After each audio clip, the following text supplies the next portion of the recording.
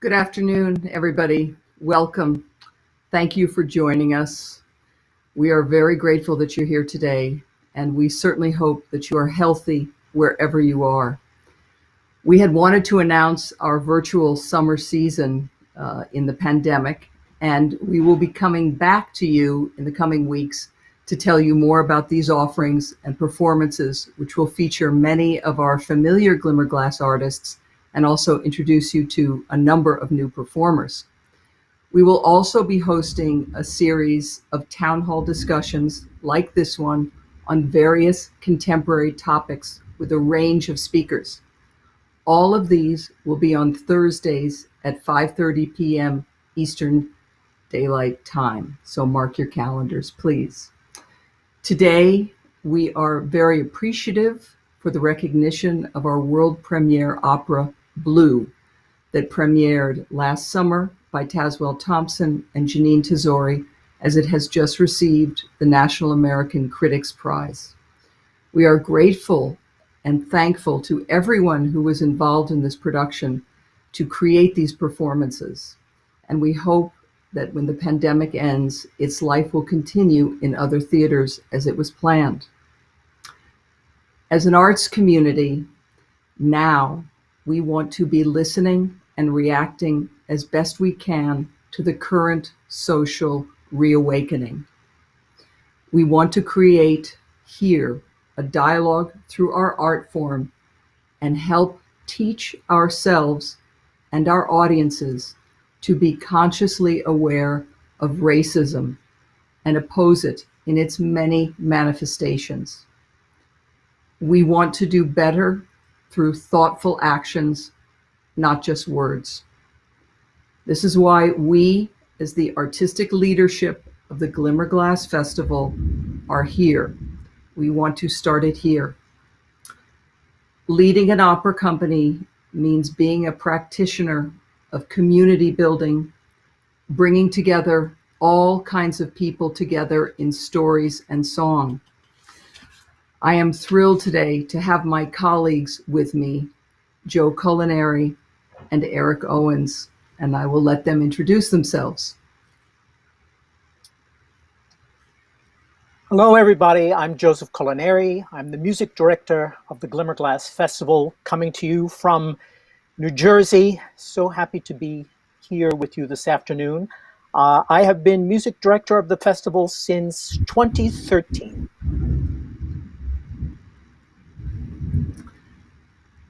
And Eric, welcome. Hi, I'm Eric Owens, and I am the artistic advisor for the Glimmerglass Festival. I made my debut with the festival in 2001 in The Rape of Lucretia. In recent summers, I've been the artist in residence several times, which involves me working with the young artists, coaching them and mentoring them. I've also done many different roles in the past few summers. The title role in Verdi's Macbeth, the Forester in The Cunning Little Vixen of Jan Acek, Amonasro in Verdi's Aida, as well as Stephen Kamalo in Lost in the Stars. Great, thank you. So we, as the leadership of the company, want to hear from our diverse communities and audiences. We will move to questions after we hear some more remarks from Joe and Eric. And I want you to know you can submit questions on the link or on the video or on the web page. So I want to thank everybody who committed to sending in questions beforehand. A few of you asked that we address the recent social media dialogue related to one of our young artists' experiences last summer. While we will not share at all personal information, the company can report that a complaint has surfaced, and the company takes complaints very seriously. We have a no tolerance policy for discrimination, racism in whatever form.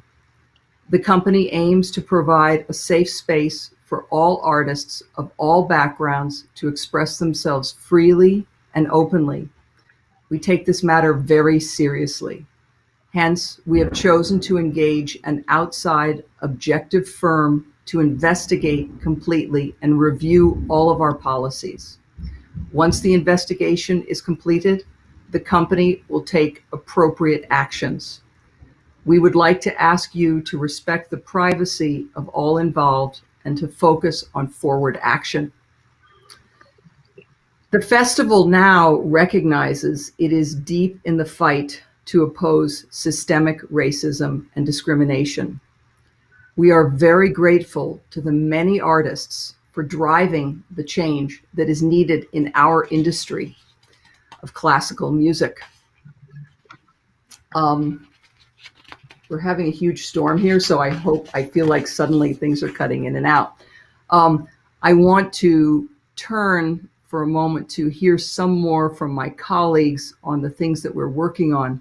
Joe, if I could ask for a few things and thoughts from you, thank you. Absolutely.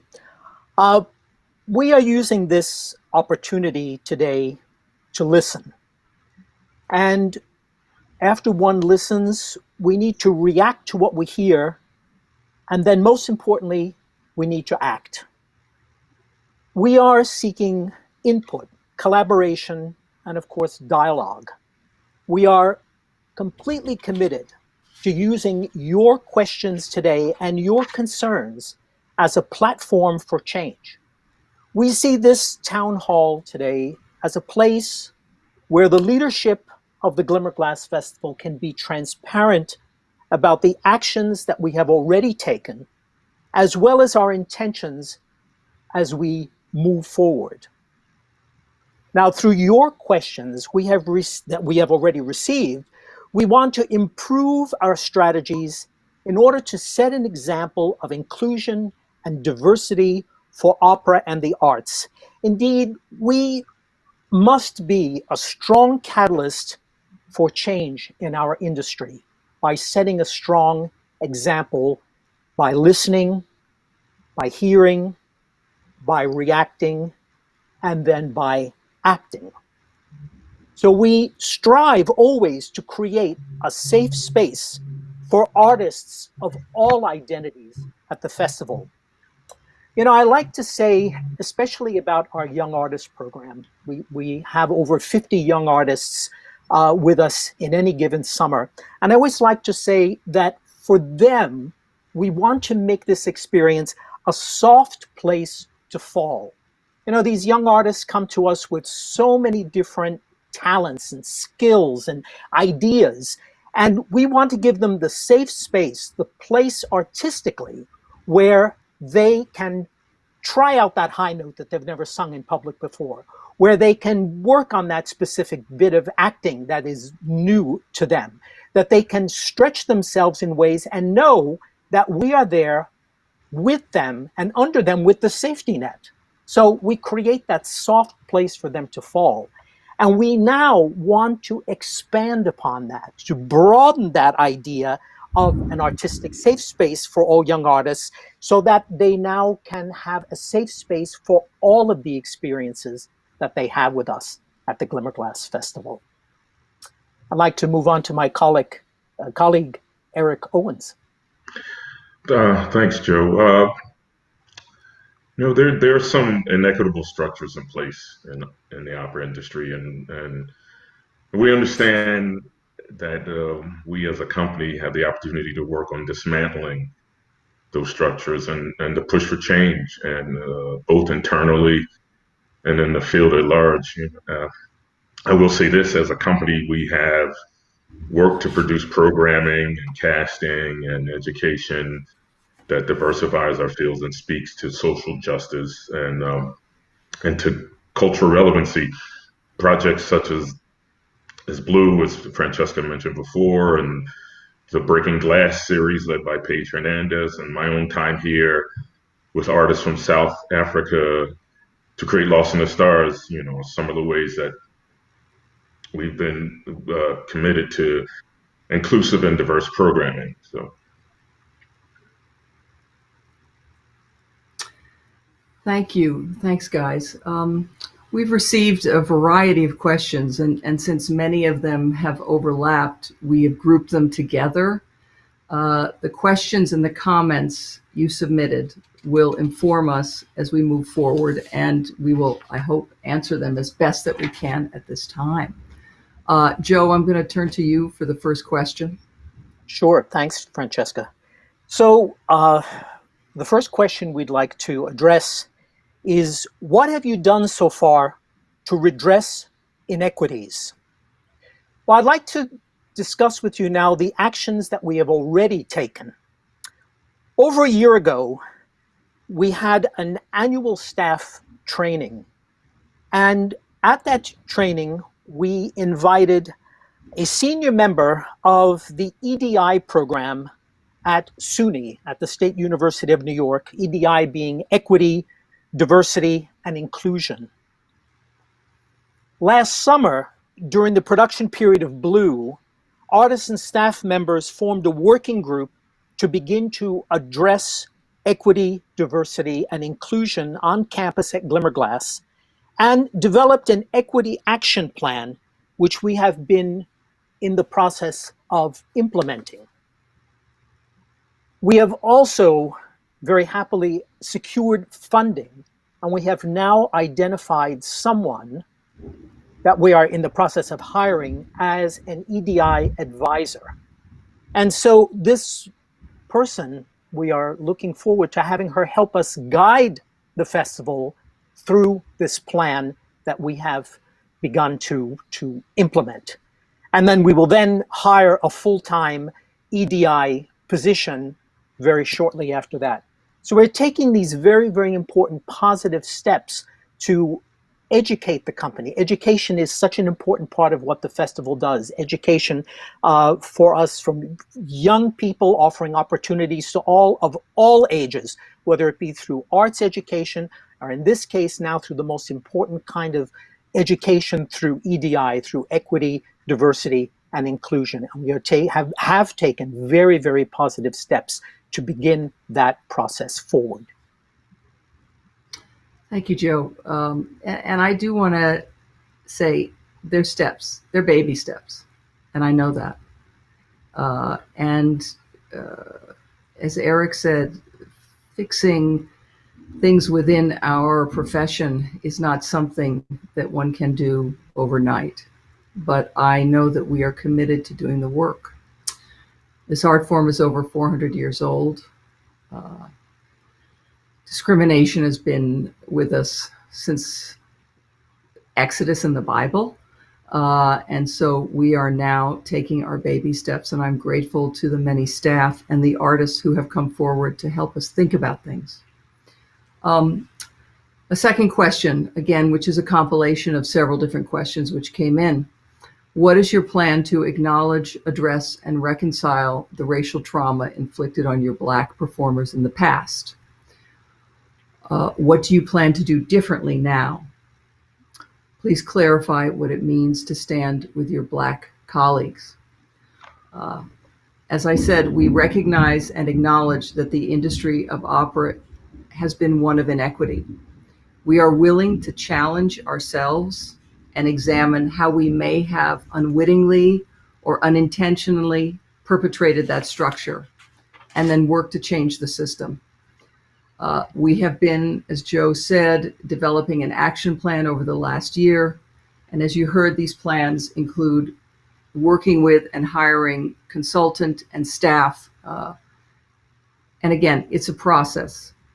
Everything is a process. And when you go forward a few steps, you also go back a few steps. And that's been my biggest lesson in life. So the things that I hold up now as things to really be working on in this are: one, self-analysis.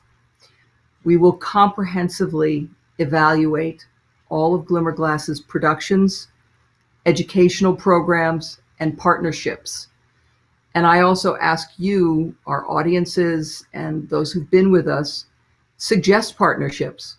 We're always looking to work with other organizations.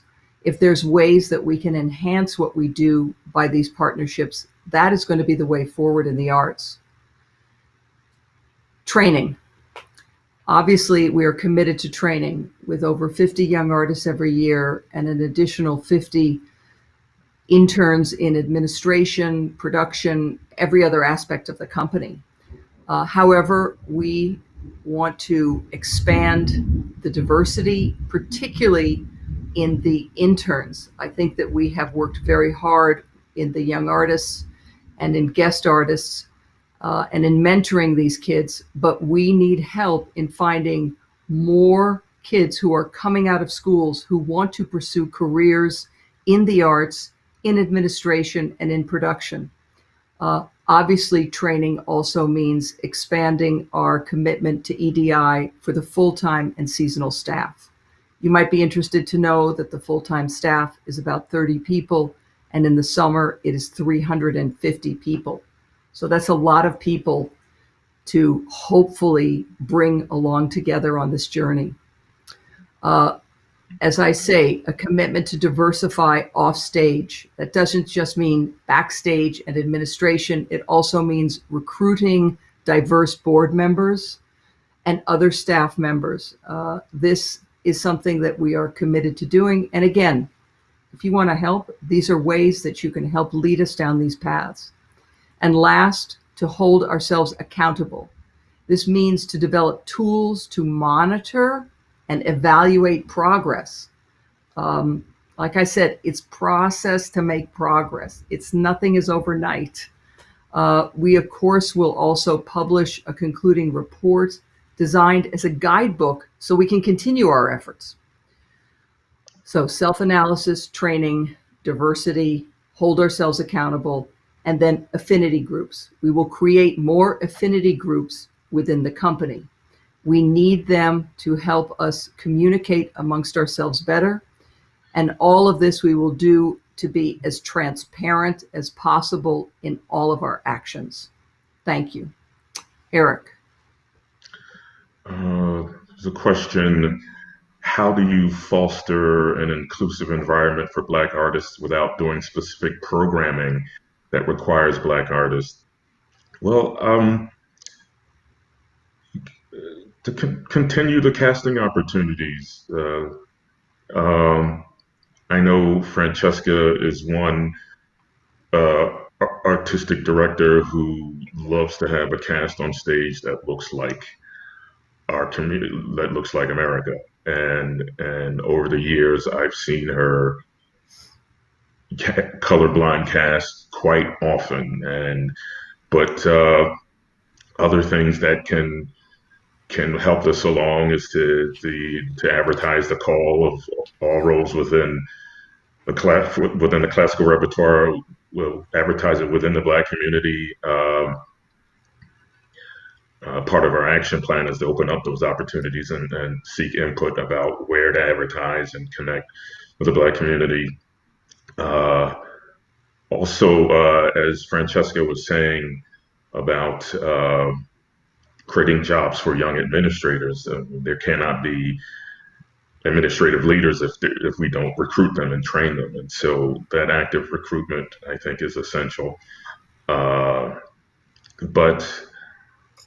I'm going to say that to get back to the question, to continue what Cheska's been doing. I look at her casting over the years at Glimmerglass and the casting over the years at Washington National Opera as well. And she's not shy about hiring people of color. And I just want to put that out there.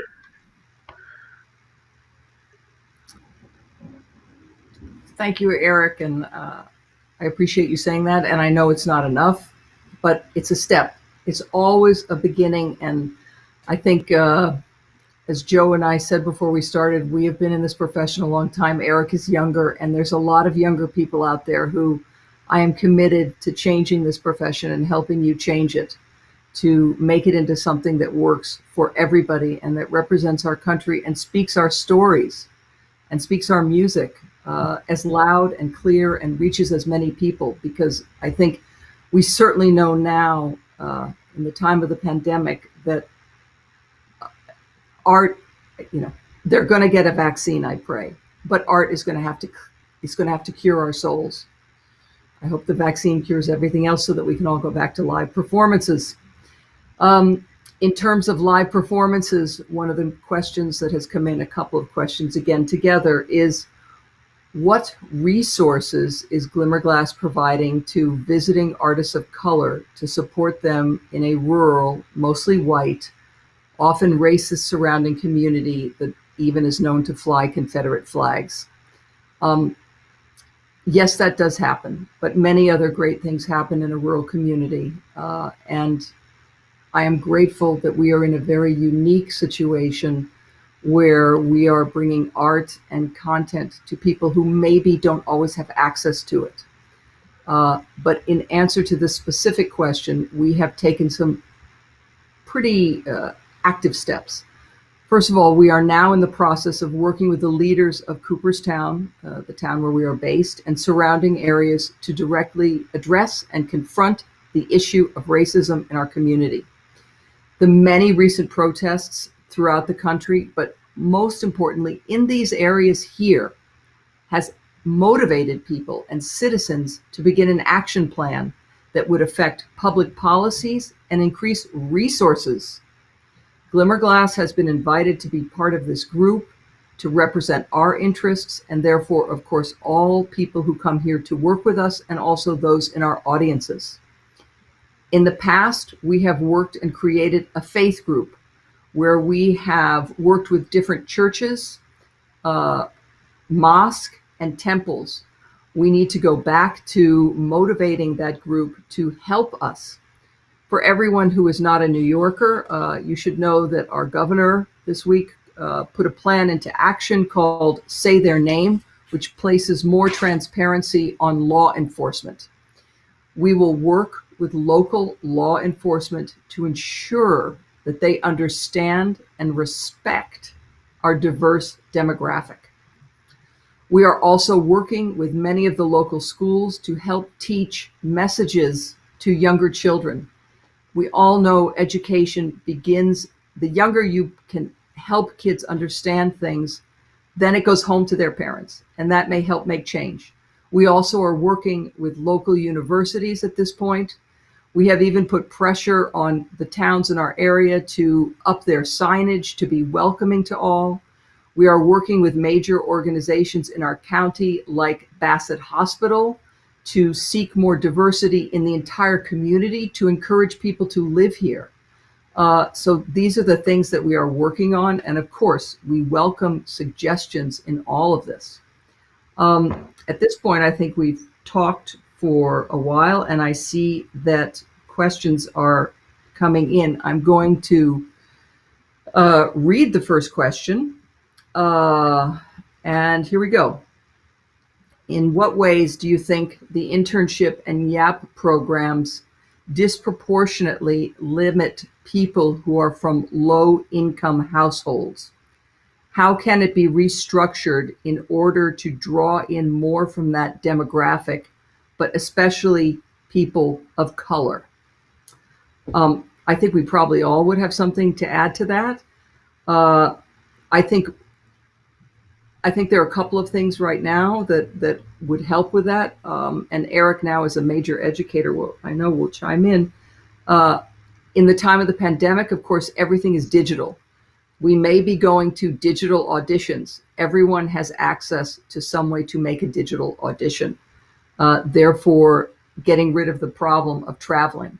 We have made a commitment this past year and in the future, had there been auditions this year, that we were going to go to more sites to be able to access more kids. And then in terms of removing the cost to pay for the application, we are examining funding for that so that there is no cost for applying for anything. Eric, Joe, you both have been so active in education, and Eric in your new position as dean. Wow. Oh, no, well, no, not quite dean. Oh, I thought you were dean. Sorry, No, I like that, no, Dean no, Owens. Okay, I am okay. the co-artistic director of the voice and opera department. Okay, So I want to good. get that right. And Okay. yeah, to get the touch back when you're talking about things being digital and affordability, not everybody has the optimum equipment to make recordings necessarily. That might be something that I know that when people are trying to do voice lessons online and whatnot, it makes a big difference if you have a decent microphone, if you have the right speakers and all that sort of thing. So that's a problem that there's no easy fix to. But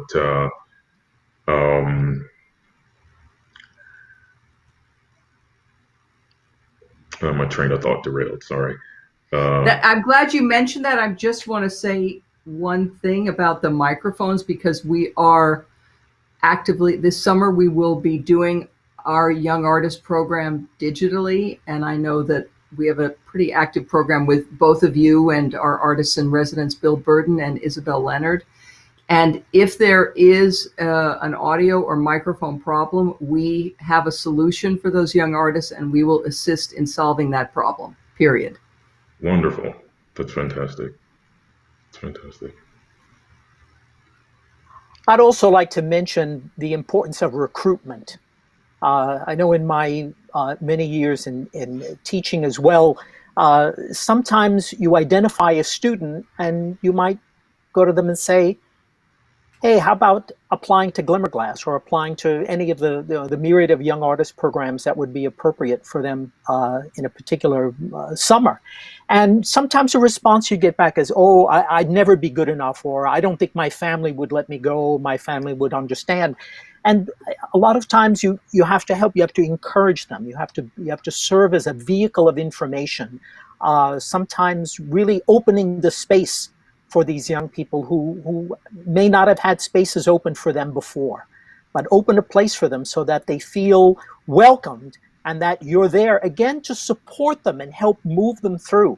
The whole point of any young artist program is you have young artists who come in at a certain place, and our job is to expand their artistic horizons, let them see more of the world. If they come with a certain set of parameters, we expand that as much as possible and make them feel safe and welcome as we do it. So recruitment, I think, would be a very, very important part of that kind of initiative.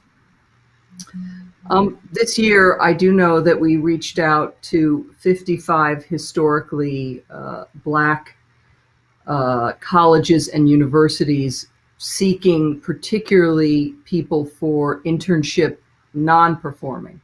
And to anyone in our audience listening who knows kids like that, who you think might have an interest in it, we beg you and urge them, because it is going to be the stream of education.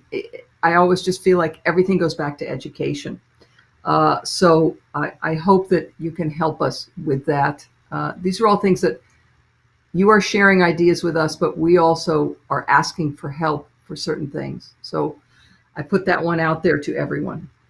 I am going to go to the next question, which is coming up. Yes, okay. This is a comment which I will share. Recruiting diverse candidates and artists takes a lot of planning and preparation. It can sometimes take many years to cultivate a robust pipeline of candidates. It's usually a long-term goal, not something that can be solved quickly. I think that last season's repertoire selections did a lot to show Glimmerglass on a good track. I also believe the audience is excited to see more diversity on the stage. I want to obviously thank the person who submitted that comment. That has been, again, that's what I'm with you. And that's why I think that recruiting young artists of color and diversity has been in the forefront of our planning here at Glimmerglass, and as a side note, in Washington. But it is harder to find interns who would like to come here and who are willing to come here. And so it is that thing, so often I find that somebody is a friend of somebody, or we went into the institution to get them here. So I'm going to move to the next question. Would you commit to goals and timetables in your active work to affect change? Well, yes. I mean, Yeah, absolutely. Uh, and we plan to be transparent to the public as we work through our open plan, which we will share on our website. I think for us to say we are immediately doing this, this, and this, we are doing whatever we can inside of the world of the pandemic. And in a way, stopping and thinking about these issues, certainly in, in a tragic and beautiful way, not having a season has caused us all to think a lot more about what we do and about the arts. So I promise you that as we have a timetable, we will roll it out, and we are certainly willing to share it with you. And we are very, very grateful to certain funders who are committed to helping us with this, especially the Denise Sobel Foundation right now as we are launching on this. I think in terms of goals and timetables, it's something, Eric and Joe, that we can easily be working on together in terms of short term and long term. But I do think recruitment might be one of our biggest things to reach out on. Any thoughts on that, guys? Yeah, I mean, I would say the recruitment is really the basis. Everything else really will stem from that, and that takes active work on the part of all of us who are artistic leaders to really go out into our communities, our educational communities, keep our eyes open, our ears to the ground, and really looking to identify all kinds of talent for the opera industry, whether it be singing talent, talent for stagecraft, talent for artistic administration. I mean, I think we need to be active in all of those areas. One of the things I think that we have worked very hard on, and that's why having certain, let's say, more established artists like Eric in various places, it has been like, we believe in jobs. Jobs are what it's at. Once you've got education, we want to help get people a job in a professional situation so that they are making a living, whether they are an artist or an administrator. I think that is key, and that is going to be key when we come out of the pandemic, of how to build the job market, particularly with people who I hope that we can train who are coming from diverse backgrounds. And so I think that part of the call to educational institutions, as I mentioned before, we will make a commitment to actively visit campuses to recruit, because sometimes it's just that conversation, like Joe was saying, that brings people in. Eric, you want to add to anything on that? Yeah, it's definitely important to also reach out to places that aren't the usual suspects. You never know where you're going to find, an amazing talent somewhere where you never thought to look. And so to cast a very wide net is something that I think will increase the opportunities of finding people. I mean, we all know the 5 schools or whatever that you go to, but to advertise and go farther afield, I think that's the right way to go about it. Looking to the next question, how can the festival afford to reach out to a wider audience? How can the festival afford to reach out to a wider audience? I'm not sure I totally understand the subtext of that question, but does that mean that reaching out to create a more diverse audience, or an audience where pricing is not an issue, or a much less issue? And so maybe I could just speak a little bit about those things. We have tried really for years now to encourage as broad an audience as possible to come here through pricing, because I believe that the stumbling blocks to classical music are perception and pricing. People perceive that we are elite, that we are white, that we are a closed door, and so we are working on perception. Pricing, we have also worked on. We have kept prices extremely reasonable I think, compared to many of our other organizations who are on a similar level with us. We also have instituted a lot of policies like, kids are $5 or $10, depending on the performance. All the youth opera performances, kids are $5. I just think that that's a big part of it. The other thing, of course, is about getting here. We are not in an urban center. That is our best thing and also one of our hurdles. And so I hope that, perhaps in the new world, everyone is going to be getting in their cars and not airplanes and is going to be driving to see us from wherever, because we're a lot closer to a lot of other places than people could think about. And I also welcome if anyone has any suggestions on bringing people here. We have obviously a very active busing contingent where we work with many groups, whether it's people from communities who might not visit us. We have a huge commitment to schools throughout the region and also to senior citizen and nursing homes. So any suggestions out there, bring them on, because audience is what it's all about. I have a question that I think everyone can certainly speak to. We have had a history here of success in nurturing singers of color and bringing their artistry to a larger public. As each of you have reminded us, can you share insights from these experiences that inform your efforts going forward? Eric?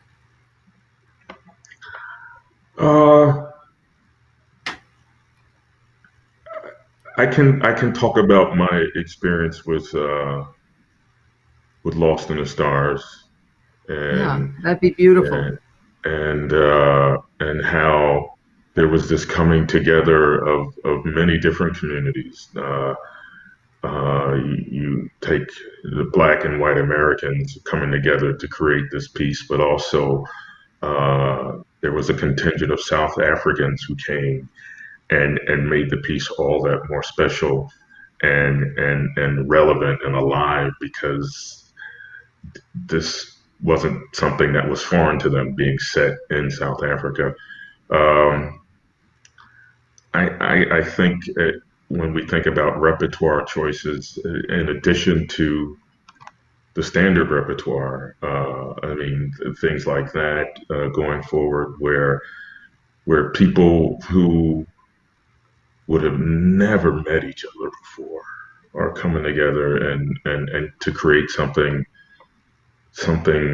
not only beautiful but that makes a statement. Joe, any There's a thoughts on people we've nurtured, or many? well, yeah, there's, Or, I mean, many. Um, uh, I mean, I can name some names. I mean, our wonderful Freddie Ballantyne, right. who was Sport and Life in Porgy and Bess, and then went on to have a big success with it at the Metropolitan Opera. I mean, we love to see that kind of thing where a singer will move up, through the ranks, as it were, and through the work we've done here, people come and see what they do. We create a forum for them, and we also open the minds of these young people.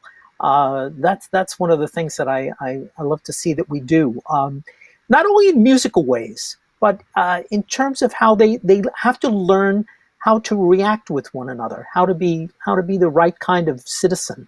I think we have been striving very much into creating a wonderful community, and certainly the work continues on that.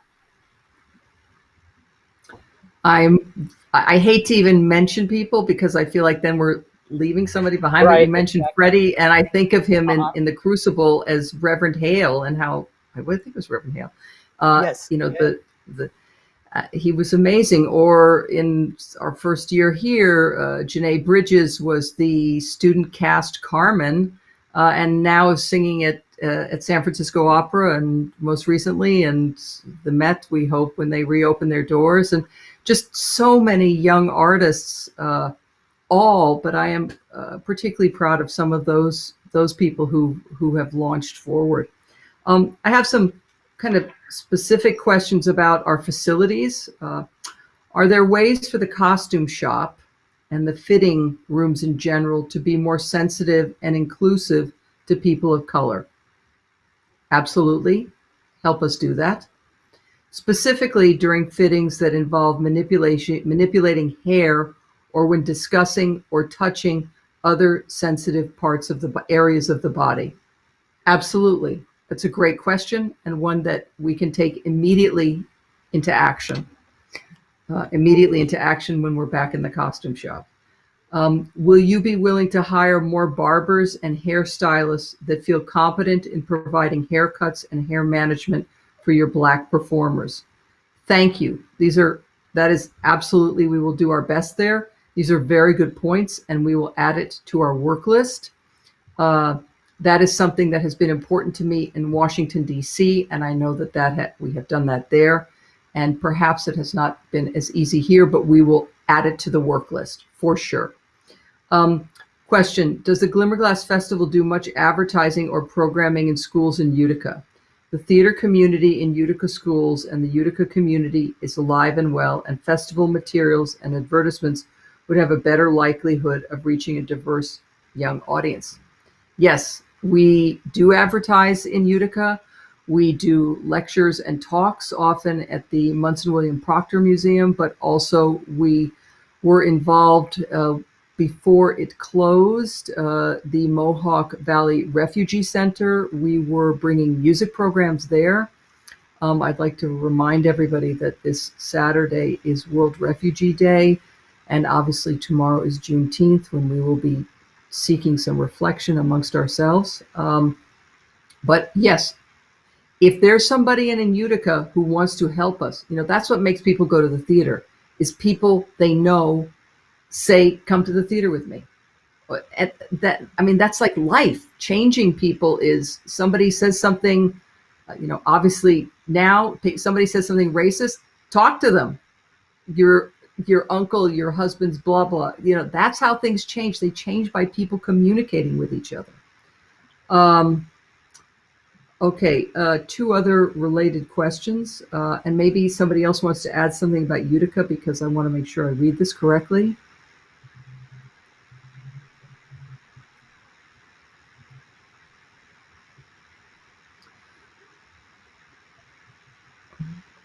Okay, I'm going to read them completely. Sorry, my text is moving fast. What are your plans to help and listen to artists who come forward regarding racist experiences with your company? And how will you guarantee that these artists who come forward won't be blackballed or labeled difficult? Number two, what informal or formal channels are in place at Glimmerglass Festival for staff and performers to bring forward their ideas for advancing an inclusive culture and or to bring forward issues which exist? How are leaders opening up the dialogue, creating a safe space to hear from everyone? As we have mentioned, we are putting policies into place, including an affinity group for artists and other staffers of color, and we are adding an EDI staff. I just want to emphasize transparency, transparency, transparency. No, someone is not punished for speaking up. That is why change is happening in this country, is because people are speaking up. That is what has led us to this place, which is powerful and bold and difficult for all of us. But if we don't speak up, then things won't change. And the country has come to a boiling point. So thank you for speaking up, anyone. And I promise myself to listen if you want to start in the top group, as would Eric or Joseph. Correct? I think we need to also do the right thing and to do the difficult thing. And that's not easy. But listening, again, it all goes back to the way we started out with listening. By listening and hearing, most important, you can listen, but then you really have to hear, and you have to react, and you have to act. And if it's all done in an atmosphere of openness and understanding, there's no need, no one need fear anything, because we're all in this together. We all want to make the industry a better and safer place, and the only way we can do that is by hearing sometimes things that are difficult to hear. Yeah, that goes with as you were just saying, Joe, creating a safe space that includes, not having the fear of reprisal if you speak up, and especially if you're wrong. I mean, there shouldn't be an instance where you should have to be afraid of coming to leadership and voicing your concerns, and we're here. Yeah. Thank you, guys. We're always here and we're always listening, which is really a huge part of what this forum is about. This is a question, and I hope that an usher can help me. An usher of many years has asked, is it possible to recruit ushers of color? Ushers help me, absolutely. And that goes back to when I was speaking before about our community. I know that many other organizations in the area are certainly seeking to diversify the population here. And organizations like Bassett Hospital, which have 2,000 employees, we're in a community, Cooperstown is less than 2,000 people. And so we have to find other people in the region to come be ushers. And I would be more than happy to have them here. I'm also happy to have kids be ushers. I mean, they have to be 18. I think I probably shouldn't have said that. I'll get in trouble for that. But anyway, okay. So please. And then great, probably last question. With stories like Blue, how do you seek out diverse subjects that connect with a wide audience? What is the company's mission regarding new works and diversity? And I think you mean diversity in the works is what I'm guessing. I think that the greatest thing about opera is that music and story are so palpably connected together and come from the heart to speak to you. And so we are always looking for stories. We have commissioned a very wide range of composers in gender and in racial diversity, and this will continue.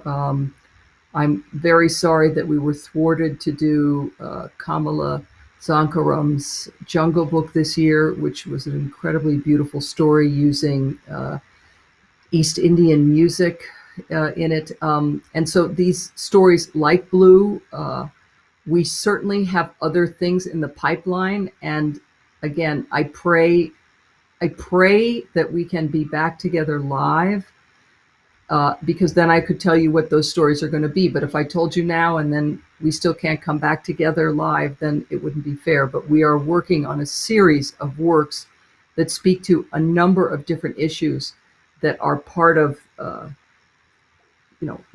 what we see today. And I think that as we've all articulated, you can't just have diversity in the casting, you need to have diversity in the stories and how we tell the stories, and how we, I still want to see La Boheme, but I want to see it maybe in a different interpretation. Or Joe is laughing because we still love La Boheme.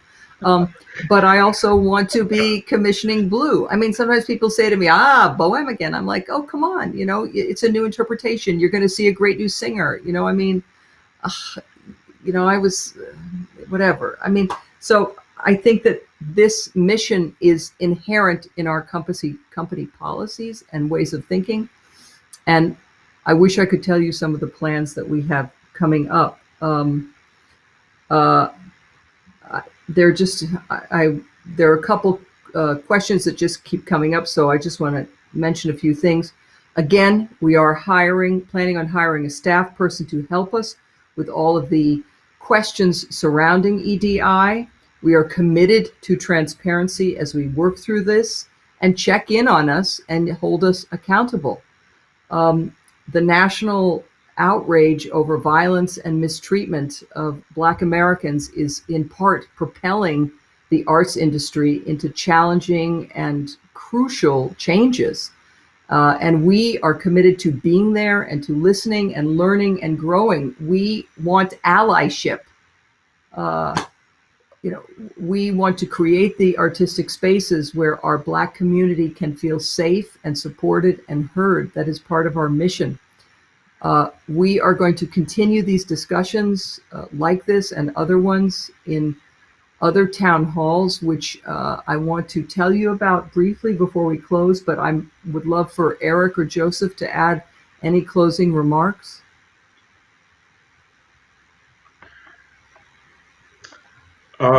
I just want to say that I am so looking forward to the day, as you were saying, where we can all come together again. Music and the arts, it's food for the soul, and also just to get to implement these measures that we've been talking about throughout our conversation today. And it can't happen until we can assemble again, and praying for that day to come. Yeah, absolutely. In the midst of all of this, I think about a phrase from Voltaire's Candide. When Candide is asked the question, "What is optimism?" And Candide replies, "Alas, this is the madness, this is the crazy thing, where we think all is well when all is bad." And so if someone asks me, "Are you optimistic about the future?" I would say, no, I'm not optimistic, because that's the easy way to skirt around the issue. But I am hopeful, and hope is the difficult thing. Hope is born out of difficulty, it's born out of suffering.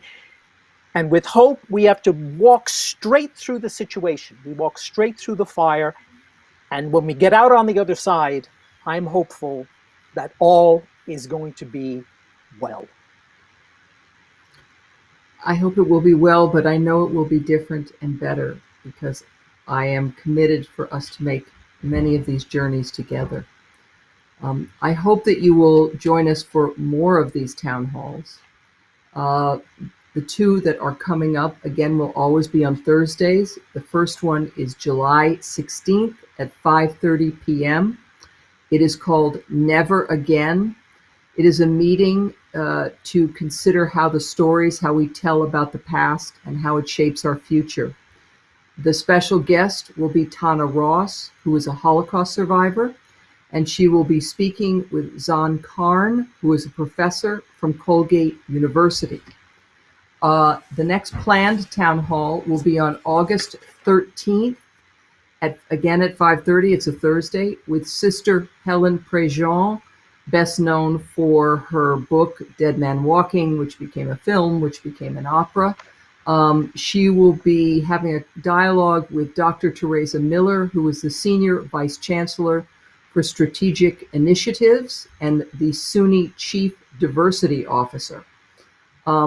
These conversations and other town halls may come up as well. We also will be announcing at our next event all of the summer programming. We have a lot of concerts, really special, different things that I think embody what Glimmerglass is. I know that I speak on behalf of the whole company and my fellow artistic leaders here, that I am grateful to everyone who attended, and to your thoughts and to your questions and your concerns.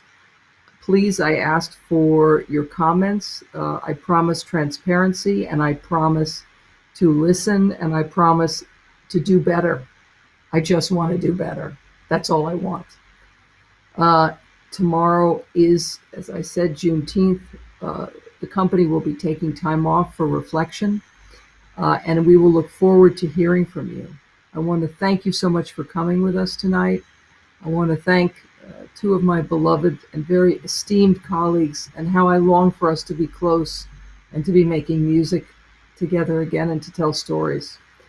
Thank you so much, Eric. Thank you so much, Joseph. Thank you so much to our listening audience. Have a good evening and be safe. Be safe in these times. Be safe.